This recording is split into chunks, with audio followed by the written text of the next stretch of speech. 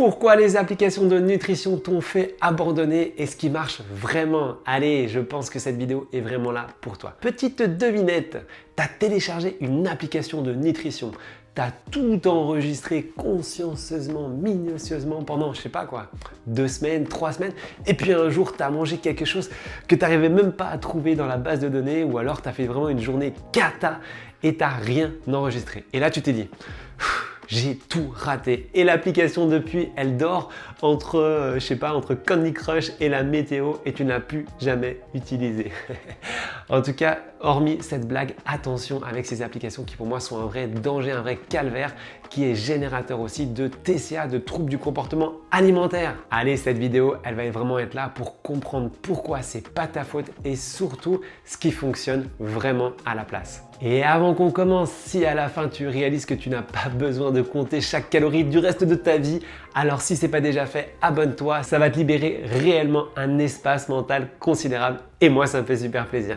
Allez, t'es prête? Alors let's go! Moi c'est Tristan, coach physique, mental et nutrition depuis plus de 20 ans. J'ai accompagné plus de 1000 personnes, maintenant tu le sais. Et le sujet des applications, que ce soit MyFitnessPal, Foodvisor, Yazio et toutes les autres, et ben en fait j'entends très souvent et régulièrement cette question au niveau des bilans. Les gens avaient essayé, se sont rajoutés des charges mentales pour peu de résultats, voire pas du tout. Et surtout, j'ai même entendu des choses, ça m'a rendu obsessionnel et j'ai fini par tout arrêter. Ce n'est pas un hasard, c'est un problème structurel et je vais tout t'expliquer. Mais attention, les applications ont quand même du bon et je vais t'expliquer, je vais commencer avec ça justement. On va être honnête, les applications ont un vrai mérite. Elles créent une prise de conscience initiale chez beaucoup de personnes. Quand tu réalises que pour la première fois, je sais pas, une petite sauce César contient plus de 400 calories, franchement, ça peut être comme utile pour le savoir. Et je trouve ça très utile pendant 2 semaines, 3 semaines, voire 1 mois. Parce qu'après, l'obsession du comptage prend vraiment le dessus et là, ça devient vraiment contre-productif. Tu stresses sur 50 calories de différence, tu refuses de manger quelque chose parce que tu ne trouves pas l'aliment dans cette base de données ou tu passes plus de temps à entrer tes données dans ton téléphone qu'à écouter ou conscientiser ton alimentation. Et surtout, et c'est là où ça fait mal, une application ne sait pas ce que tu as fait et ce que tu as vécu dans ta journée émotionnellement épuisante. Elle ne sait pas que ton cortisol est à fond. Elle ne sait pas que tu as mal dormi depuis 3 nuits d'affilée. Elle ne sait pas que tu es en périménopause ou en ménopause et que ton métabolisme a totalement changé. Et idem pour le postpartum. Elle compte et c'est tout, c'est automatique et c'est pas viable. Car ton corps, lui, ne compte pas, il ressent, il s'adapte, il réagit à des dizaines de paramètres que jamais aucune application au monde ne pourra mesurer. Et heureusement d'ailleurs. Ensuite, il y a vraiment le mythe des calories à travers ces applications. Pourquoi 1500 calories n'est pas 1500 calories? C'est le grand mensonge du comptage calorique ou du déficit calorique. 1500 calories de poulet grillé, légumes vapeur et bonne graisse et 1500 de calories, je sais pas, de plats industriels, sucrés, raffinés avec plein de graisses transformées, ce n'est pas la même chose. Or, pour une application, c'est identique, alors que pour ton corps, c'est radicalement différent. La première situation que je t'ai proposée, elle nourrit, elle stabilise ta glycémie, elle réduit ton inflammation corporelle, elle soutient tes hormones. Le second, lui, c'est l'inverse. Il crée des pics de glycémie, de l'inflammation articulaire, organique, des fringales et de la rétention constante d'eau.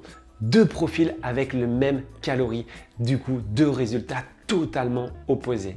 La qualité des aliments, le timing des repas, l'état émotionnel au moment de manger, la vitesse à laquelle tu manges, tout ça, ça a une vraie influence sur la façon dont ton corps traite la nourriture. Une application ne voit rien de tout ça. Ensuite, je voulais te faire prendre conscience que ce qu'une application ne remplacera jamais. La première chose, ce regard humain sur la situation réelle. Tes hormones, comme je t'ai dit, ton niveau de stress, ton historique, ta vie de famille, tes contraintes professionnelles ou encore ton rapport émotionnel à la nourriture. Tout ça, là, tu vois, ce sont des éléments qui font vraiment la différence et qui déterminent ce qui va fonctionner pour toi et pas pour quelqu'un d'autre. Une application te donne un programme générique, un vrai accompagnement, t'observe, t'ajustes et s'adapte surtout en temps réel et rapidement. Ensuite, la deuxième chose qu'elle ne remplacera jamais, c'est ta gestion des moments difficiles. Quand, je sais pas, je vais donner un exemple, quand tu craques le soir, quand tu reviens de vacances, quand tu as, je sais pas, une période de stress intense au boulot, une application te montre en fait que tu dépasses ton quota uniquement. Un coach, lui, il est présent et il va vraiment t'expliquer ce qui s'est passé. Il va peut-être te dire, je sais pas moi, ok, il va prendre de l'information. Qu'est-ce qui s'est passé dans ta journée? Qu'est-ce que l'on peut ajuster? Tu testes ça, tu me fais un feedback et c'est ça qui va vraiment t'aider à comprendre et à faire la différence. Et cette différence entre les deux, c'est la différence entre une balance qui juge et une personne qui comprend et en plus c'est son métier. Je vais te dire quelque chose que j'entends souvent en fin de programme. Pendant des années, j'ai suivi des applications, des nutritionnistes, des régimes, j'ai compté mes points. Et toi, en 4 mois, tu as changé mon rapport à la nutrition pour de bon, définitivement. C'est vraiment quelque chose que j'entends très fréquemment. C'est pas une magie, c'est juste que FitMind 360, en gros, on traite vraiment la cause et pas les symptômes. On traite la cause et pas les symptômes. Et ça fait toute la différence. Maintenant, voyons ce qui remplace vraiment le comptage. Je ne te dis pas de ne jamais regarder ce que tu manges. Au contraire, je te dis juste qu'il y a des outils beaucoup plus puissants que le comptage calorique obsessionnel. Vraiment, l'écoute des signaux de faim et la satiété en sont pour moi les meilleurs indicateurs.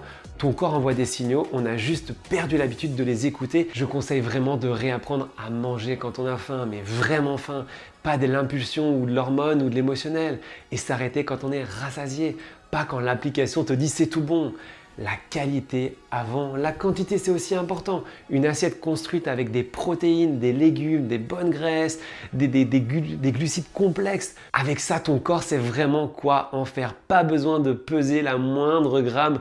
C'est horrible. Il y a aussi la régularité des repas.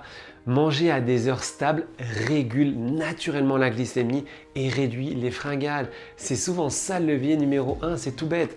Avant même de toucher aux quantités, régule déjà ça. Ensuite, il y a aussi le contexte dans lequel tu manges. Assis, sans écran, en prenant le temps de mâcher. Comme je te l'ai dit tout à l'heure, conscientiser, ton corps assimile beaucoup mieux.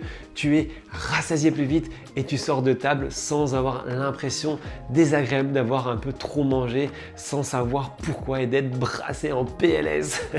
Je crois que tu vois ce que je veux dire. En gros, je viens de te proposer 4 leviers, 0 application et des résultats qui tiennent vraiment dans le temps. Voilà ce que ça veut dire pour toi. Si tu as essayé les applications et abandonné, tu n'as pas échoué la méthode, tu as simplement proposé un outil inadapté à ta réalité, à ta vraie vie. Ton corps ne fonctionne pas comme une calculatrice, bien heureusement. C'est ça qui fait la magie de l'être humain. Il ne faut pas le traiter comme un téléphone. Ce qui fonctionne, c'est vraiment de comprendre ta biologie, écouter tes signaux, construire des habitudes simples qui s'intègrent à ta vraie vie encore une fois. Et avoir quelqu'un qui ajuste avec toi quand ça bloque au quotidien, c'est exactement ça. FitMind 360, c'est vraiment ça la clé du succès. Allez, maintenant je te pose cette petite question que j'adore pour en connaître plus sur toi. Est-ce que tu as déjà utilisé une application? Allez, mets en commentaire oui ou non, c'est très simple. J'adore te lire. Et si ce n'est pas déjà fait, si tu veux du contenu de qualité chaque semaine, alors abonne-toi, le bouton est juste là. Et si tu veux qu'on construise ensemble une approche qui s'adapte à ta vie, alors tu peux m'envoyer en commentaire ou sur Instagram le mot appli en message ou en commentaire. Et maintenant, s'il te plaît, j'espère que tu as compris que tu n'as pas besoin d'une application pour te transformer. Tu as besoin de comprendre ton corps. Et ça, c'est ce qu'on fait ou ce qu'on peut faire ensemble. Alors, je te dis à très vite et surtout, le plus important, prends soin de toi.